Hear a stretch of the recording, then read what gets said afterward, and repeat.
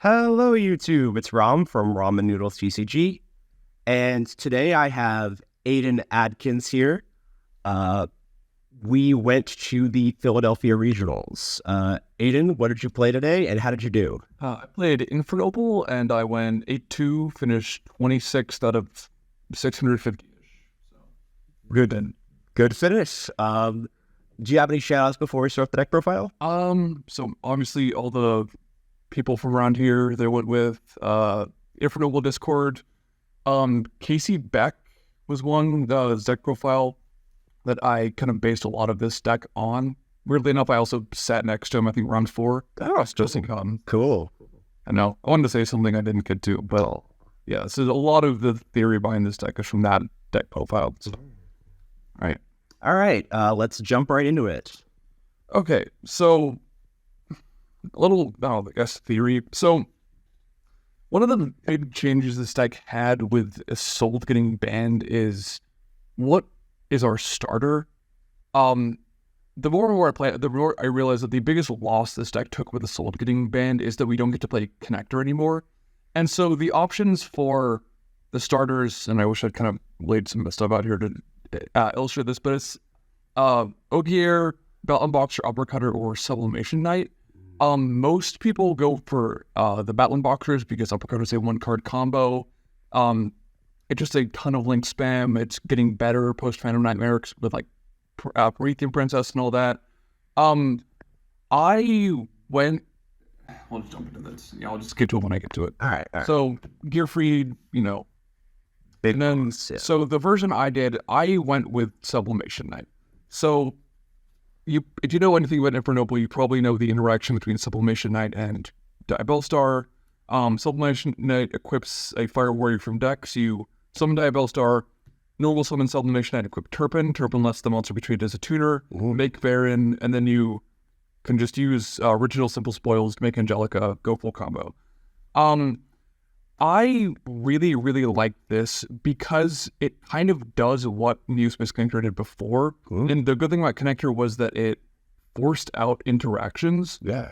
And so if you open this 2-card combo, if your opponent has a hand trap, they have to use it because you are making an Omni negate. It puts up Baron on summon 3. It puts it up. If you hard open Sublimation Knight, you can't get drolled. It plays around that. I had a game against Branded where he set Super Poly, and I just made Baron and popped it before I gave them a good target. It was just like, you do rely a lot more on 2-card combos than the Battle Unboxers because it's kind of weird. Sublimation Knight by itself doesn't do anything anymore, and Sublimation Knight plus Durandal isn't combo. You have to open it with Diabell Star, Fenrir, and a way to Renaud, or Museum, so it gets a little clunky. But I just thought that consistently putting up a negate and relying on this deck's grind and ability to kind of play over multiple turns rather than just like doing a big balls to the wall combo was better, and it worked out. So we got Gearfried, 3 Sublimation. The Infernoble's a little different. So we're playing 2 Oliver. Actually, I'll just lay them all out. 2 Oliver, 1 Ogier, 1 Turpin, 1 Malgus, 2 Renault, and a Ricardetto. So the kind of like standard one is just one of all these. I really think that these summons are a lot more important now, especially the level 1 tuners, because before the deck was you're aiming to get warrior bodies on field because Assault did everything, but now you have to specifically make a level 5 synchro. We're in such a removal heavy format that I think so. Okay, so one of all these, this is pretty self-explanatory. These guys are, tech options. You're sending them, you're searching them. You don't want to draw Malgus. Ogier is one that, while Ogier is obviously really, really good, it still has the same kind of problem as it detected before, where Ogier doesn't do anything on its own. It's like good when you want it, but it's just a weird card. Oliver, I legitimately think I should have been playing this card at 3. Whoa. I think in a format where because think about it, pretty much every deck is removal right now. Right. Like Fire King is going to be all removal. Rescue Race is all removal. Lab is plenty of removal. Yeah, except for Dorm Mechanic. Yeah, but just having the ability to have and like the problem with the removal is that, and this is what I don't like about the Battle Unboxers, is that you need warriors on the field. If you open just the Battle Unboxers and you go summon Uppercutter, search bar, and they just pop your normal, you're host. Like, you can't extend. And so Oliver just being a level 1 tuner of Fire Warrior that can just summon itself for free is such a good way to extend. If you open like Museum Ogier, you go Ogier dump gear free, they pop your normal, you go, okay, cool, museum search, Oliver pitch whatever you search, you can search like Durandal or whatever. Right. And just go Ogier equip, Ogier equip, museum summon, make Angelica. Yeah. It's a way to extend, it's a way to do everything you want. I did 2 and 2. I looking back on it, I should have done 1 and 3. Whoa. I really don't like playing multiple Renaud. I know a lot of people do. Some people it's at 3. I think the problem is that Renaud's an insane card. It's an insane extender. It's a summon. It's a tuner. It adds back. It does, mix your lunch, does your taxes, it does whatever you want. But it doesn't do anything on its own. Right. And especially now that Assault is banned, Renaud plus Durandal, Renaud plus Museum isn't combo anymore. It used to be like, oh, you just normal summon it, grab Fireflint, make a sword. Now you can't do that. So opening Renaud is only good if you open it with a level 4 Fire Warrior. Right. And this deck has so many rotas that I think playing one, you do have to get into some like funky scenarios where you have to like be really mindful of when you're putting it back with Malgus. But I've been kind of testing 1 and 3 with these, and I really like that. Yeah, okay, so that's the monsters. Just shuffle these back outside. Yeah. What's up next? Okay, so the Sinful Spoils engine, I've just got 3 Wanted, 3 Diabellstar, and an original. Pretty self-explanatory. These cards do everything. I hope they don't get hit anytime soon. So, Aidan, for those who are unfamiliar with Infernoble, how does the combo with original work? Sure. So you go...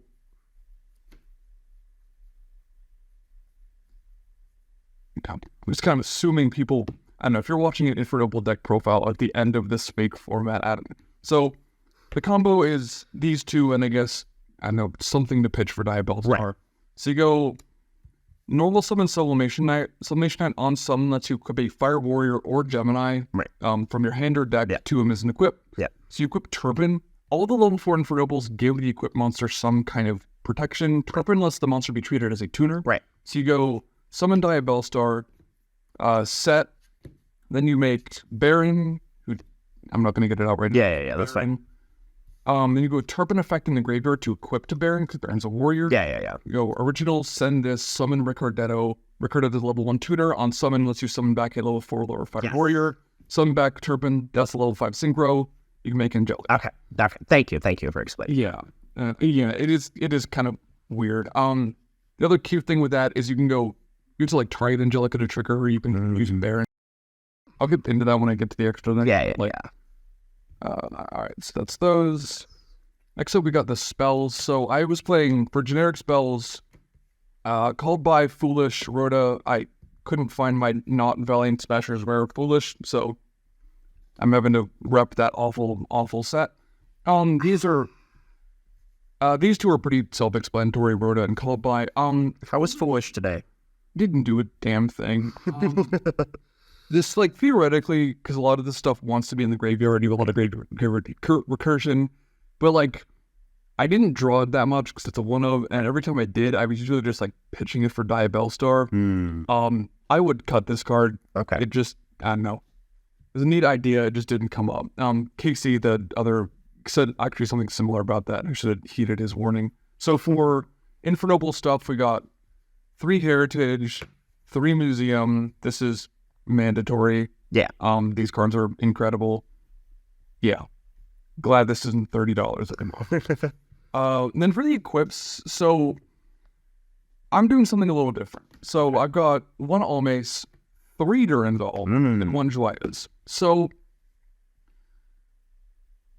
the equips in the version post-ban list are weird. We didn't used to play Joyeuse. I wish we didn't have to. I really want to get to the deck to a position where you don't have to play this card because it is kind of a brick. Yeah. But yeah, these are part of your combo. This is getting stuff back. Joyeuse is really a player on Droll. If you open like Ogier Museum, Right. you can do some really cool anti-Droll lines where you go like send Renaud, search Joyeuse, they draw you, you Joyeuse add back Renaud, and you still get to go full combo under Droll. Yeah. 3 Durandal is the weird one. So most lists I've seen are playing 1 or 2 at max. Because once you play 3, these get kind of bricky. It's weird that these are rotas that do not. You need a body on field to equip them to, essentially. Right. My logic behind this was that I just wanted consistency. Yeah. I wanted to. The best 2-card combo is the Sinful Spoils Engine plus a way to Sublimation Knight. And Durandal is the best. Hard opening Sublimation Knight is the best way. Durandal is the second best because it doesn't live to Droll like Museum does. And so playing 3 of these is fine. Also going second, normal Sublimation Knight isn't the best. Right. Your normal going second is going to be Ogier most of the time. And so going second, I wanted to just max out on ways to Ogier. I believe I'm on 11, because it's 3 of these, 3 Heritage, 3 Museum, Ogier, Rhoda, and then Almace doesn't really count, so 11, technically 12. Yeah. So you can really consistently find Ogier. Yeah. But as far as breaking on equip spells, one of the weird kind of issues this deck has now is because we don't have access to Phoenix Blade anymore. Phoenix Blade is the equip in the graveyard that can like recur itself back to the hand. Yeah. Not once per turn because it's from 2005. Without a soul, we don't have a consistent way to get that into the graveyard. And so, screw it. Where is she? Angelica. You can show her later. But like this is the card that does everything, and she needs to be targeted to get the second effect. Yeah. Like, send a guy, summon a Roland, do everything. Yeah. And one issue Infernoble can have is that you kind of run out of ways to target her. Yeah. And so opening multiple equips isn't actually the worst. It kind of opens up a lot of flexibility in your plays. Yeah. Where you can like go through stuff, use the equip monsters as extension, and then like just have a Durandal just to target Angelica. Yeah. I bricked on equip souls 1 game where I opened 2 Ash, Museum, Durandal, Almace going first and just didn't do anything. But 3 really felt fine. Also, with playing multiple Oliver, just having an equip soul to pitch to summon him is really nice. So I didn't, maybe 2, but 3 felt fine. And then what else? Okay, so for non-engine, we got 3 Fenrir and a Rise Heart. I think Fenrir is fine in this format, but the fact that this is a free body that searches a level 4 Fire Warrior, Fenrir Diabellstar's full combo, Fenrir Durandal's full combo. If you open Fenrir, a way to Sublimation Knight, and another extender, you can do the Baron thing with you instead of Diabellstar, which is cool. It's just like this is a going second card that is also kind of an engine piece. And then for the other ones, we played 3 Ash, 3 Droplet, 2 Talents. How is Droplet today? Droplet was insane. Droplet overperformed so well. Yeah, there were, I don't know, I played a game against Adventure Horus where he set up the full board and I just had Dropleted for 3 and I just won. Like, this card won me so many games. Talents felt amazing. 2 Talents, so good. So we're in a hand trap format ostensibly, which I don't really buy. So people were like, oh, you have to main deck Ashen Droll and then side deck Bell, and I don't really buy into that. I think these single-use hand traps are really only good if you're playing enough of them that you're seeing multiple. And Infernoble is a deck, especially this build, where you are really relying on 2 or 3 card combos. Yeah. And also are playing a decent number of bricks. So when I was kind of going into this, I was thinking that if I'm opening a hand, I'm reasonably expecting to open a dead card and 3 engine pieces. Right. So I'm I only have room for one non-engine. And so I need these non-engine to be as impactful as possible. And that's kind of where Droplet came in. Droplet is also just pretty good against Labyrinth, which is a big part of why I played it. I only played it one lab all day, and I don't think I Dropleted them, but I wish Ash was something else. I wish I'd kind of committed to all Board Breakers. Honestly, thinking about it in the days since, main deck evenly might have been the play. Interesting. I mean, because the whole downside of playing Board Breakers is like, oh, they're not good going first. But like, I'm playing a combo deck. I'm setting up like 4 negates and a pop on like any hand. I don't really care. Yeah. So I wish this had been something else. But yeah, Board Breakers over hand traps I think worked out really nicely. I don't know if it's going to be the Call Next format just because Fire King's so good, unbelievable. But, yeah. So that's the main deck. It was 45, which I think is right just because, you play enough breaks, you gotta need to go over 40. But yeah, the deck felt really good. Really, the only things I would complain about were the Ash being something else and Foolish just not doing anything. But deck felt really consistent. It felt really, really strong. I played only meta. I was about 50-50 on die rolls. So like, it's not like I won every die roll and just got to combo off uninterrupted. I was playing through stuff, around stuff. Deck's great. The engine's really good. Extra or side? Let's take a look at that extra deck. All right. So we got... Oop, these are the links. I did this. That's okay. It's okay. All right. So for synchros, we got Baron. Baron's the girl. 1 Charles. 2 Roland. 2 Angelica. So these are pretty self-explanatory. Some people link 2 of this. I get why. I don't really think you need to. That I can just add stuff back so easily with Renault and Vishwayos. Baron is also explanatory. So these playing 2 and 2. Most people playing 1 and 1. If you don't know what these do, Angelica's everything. So it's on Synchro Summon, you get to add the field spell, which also does everything. And then when she's targeted for a card effect or attack, you banish her until the end phase, send a Fire Warrior from deck to grave, and summon a Roland monster from deck or extra deck. Yes. So you summon her, grab the field spell, target her, tag into Roland. Yes. Then that's how you make the synchro. A lot of people were playing 1 and 1.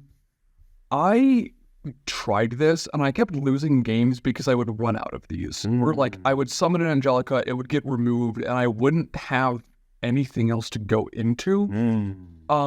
Playing 2 and 2 just kind of gave the deck better.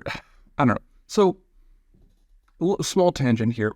If you're wondering why you should play Infernoble over other combo decks, I think the really only reason is the deck's grind game.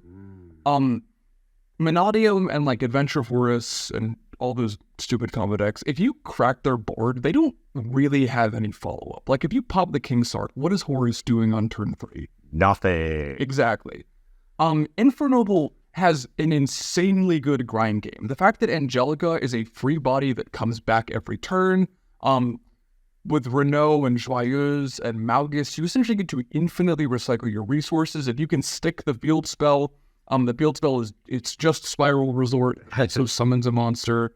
Like when I played against Slap, I had a 38-minute game 1. This deck can legitimately grind beat for beat with Labyrinth and Runic. Wow. Like, there is not another combo deck that can do that. And I think playing 2 of these, it comes up because you get an Angelica outed. Turn 3, you can just make a second one. You get to search another field spell. The field is not hard once per turn. Having 2 Roland, in the future, I might cut these down to 2 and 1 or 2 and 1, but just having 2 guys to summon. The thing is that Angelica cheats this out, so it's not properly summoned, so you can't like reborn it or summon it from the back row. But just having a second guy to go into really helps a lot on turns 3 and 4. Yeah. So 2 and 2 was kind of iffy, but it felt really good, and I don't think this deck can afford to play 1 and 1. I know a lot of people are, but I tried it and I kept losing games because I ran out of stuff. For Xyz, we're on Typhon, Dempsey, and Cusco. I didn't summon Typhon a single time. I legitimately might cut this card. I don't think it's very good. It doesn't really do anything to Lab. It doesn't really do anything to Fire King. It doesn't do anything to Runic. It doesn't do anything to Cash. I played it because it's Typhon. Yeah, it's stable. These 2, Dempsey comes up a lot less, but he does come up. It's just like a nice tech option to have. Yeah. Baguska, I was playing Baguska because this deck really has a problem with Shifter. And Fenrir plus any way to a level 4 just lets you sit on this for 2 turns. Yeah. I didn't summon it once. I didn't get Shifter once. And I lost against Cash because I bricked twice. So we had to do a Shifter. Yeah, no, the Dempsey and Baguska felt fine. You can maybe side the Baguska. And then for links, we're on Anima, 2 Charles, 1 Shiny, Bristishly the Swordsman, and 2 SP. So, Anima's, I don't know, decently self-explanatory. Yeah. They love level 1s, it's a way to turn SP on, yada yada. Yeah. Charles, you need 2 SP. You could get away with 1. It came up a couple times having 2.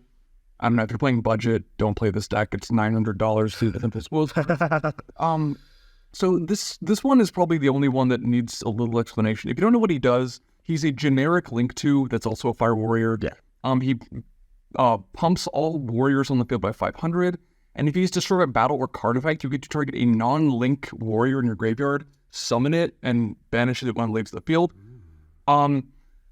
This is not an amazing card, but it's a generic guy to go into. Sometimes if you get interrupted, you just kind of need something to sit on. Yeah. The fact that he pumps all the warriors, if you get like interrupted a little bit and you can end on like Charles and something else. Yeah. Going into this also is a downward pointing arrow, whereas SP does not, which actually matters a lot because we need the link zones. Right. You can just like sit on this and have like a 4,500 attack untargetable Charles. First Flint Swordsman, the fact that it guarantees follow-up. Yeah. If they out it, and you have like a Gearfried or an Ogier in your graveyard, you just summon that back and you have something else. It's kind of like more of the deck grinding. This probably should have just been Heat-Out in all honesty, but I find that I get warrior locked enough that like, I don't know, I just kind of wanted him. He came up a couple of times. I just also really like this card. Yeah. It's just really funny making him and having like 4,500 attack monsters and killing your opponent. So that's the extra 15. Typhon could have gotten cut. I don't know what this deck's doing after Band Nightmare, probably Charmer stuff. I was playing the Charmers in Selene, like a lot of people do. I literally went to locals for like 2 weeks and didn't summon any of them a single time. Yeah. So I cut them. There was that one scenario where I could have made Dark, but all right. Side deck. We got Droll, Bell, pretty self-explanatory. Evenly, I wasn't sold on this card, but I put this in last minute, and yeah, it's crazy. This deck loves its battle phase, but Evenly is just like a good card. Yeah. Probably honestly should have made this, but like, because nobody's prepping for game 1. That's nobody plays on Evenly. Other cards were on 3 Cosmic, need something for Centurion, and then the Roland and Angelica package. How was this? I got to it like once or twice. So if you don't know, this is the card from Agov that is essentially, it's Abyss Scale the Mizuchi. It mandatorily negates the first spell effect that resolves at point of res. So it negates Droplet, Dark Ruler, Super Poly. Really good.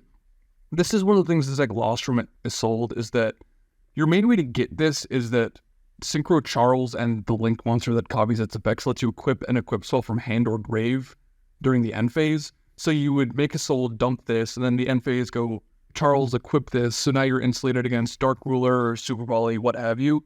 With Soul Band, you can't consistently do that. So Roland is, main deck Roland, you can equip him from your hand at quick effect speed, and then during the end phase, if he's there because he was set there this turn, you get to add a Fire Warrior or an equipped spell from your deck to your hand. And so you can like get him in the graveyard, end phase, go Roland, search Angel Ring, Charles, equip it from hand. There's another card that kind of does something similar, which is Bradamante, which equips any equipped deck. They kind of do something similar. I prefer Roland just because if you search him or Foolish him, you get Angel Ring. With Bradamante, you have to search her. Right. A lot of people are main decking this package. I think it's kind of bricky, and so I'm just saying this and going first. Basically. Makes sense. So yeah, that's the deck. How did things feel today, Aidan? Felt really good. this deck's, I think, still really, really strong. It has the advantage of being really hard to play. And the deck got a lot less linear without a soul. It's got like pros and cons. Cons is that the deck is significantly harder to play than it used to be. It was already really hard to play. The pro is that it's really hard to interrupt. I played against multiple people that actually knew what this deck did. Like, people like went to their locals and played this, and they still messed up. They still introed me at the wrong times. And that feels like less of a, I'm playing a cheesy deck that people don't know what it does, and more of, this deck is so complicated and can do so many different things that you can very easily just like mess with your opponent. Yeah. This deck is really hard. It's really rewarding. And it felt good. I think Infernoble's still perfectly fine. All right. So you heard it here, folks. Infernoble is not dead. We never needed a soul. Bring us back. Yeah. All right. Thank you for coming on the channel, Aidan. I appreciate it. Thank you to the people at home watching. If you want to see more deck profiles, be sure to like and subscribe. Thank you.